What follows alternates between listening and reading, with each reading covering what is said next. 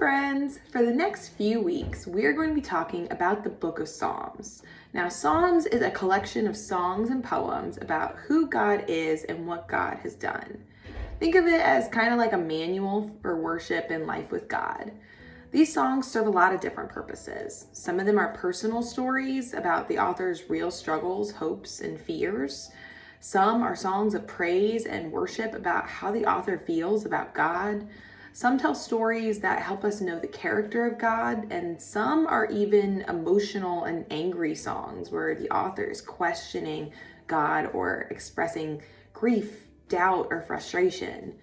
We're going to explore some of the different types of psalms and explore what they can teach us about connecting with God.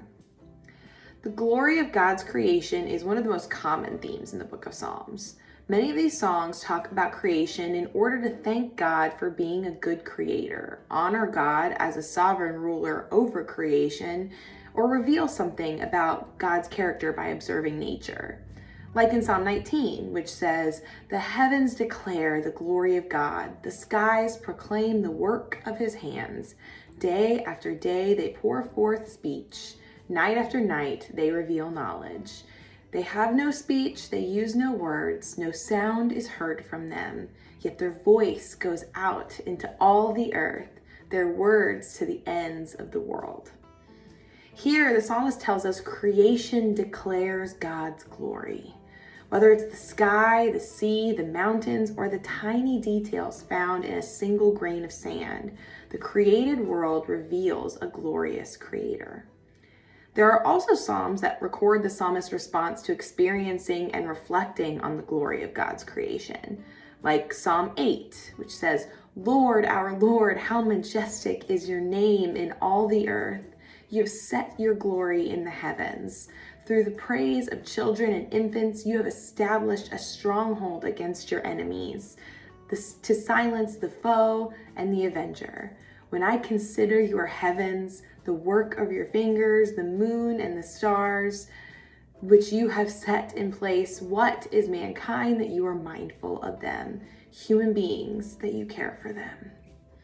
Here, the psalmist tells us that creation puts things into perspective.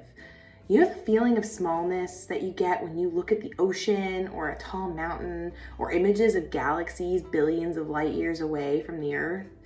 Isn't it incredible that the same God who created such a vast universe would still care about you and me and the details of our lives?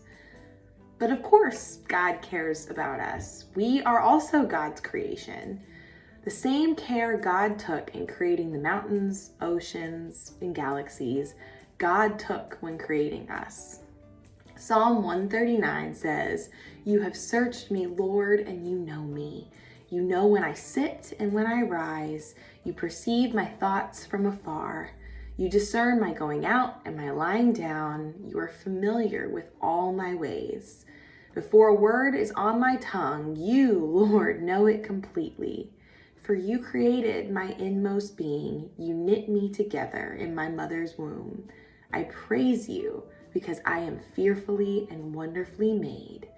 Your works are wonderful. I know that full well." Here, the psalmist tells us we are known by our Creator. God is all around us at all times and knows every detail of our lives. The evidence of God's handiwork is all around us and even within us. When we worship, we are simply reflecting back to God, along with all of creation, that we are made by our good Creator.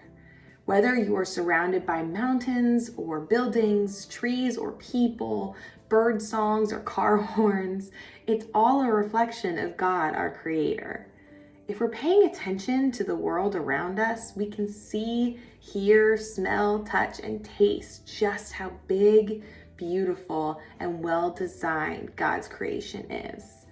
Getting together at church to make joyful noises is one of the most common ways we think about worshiping God.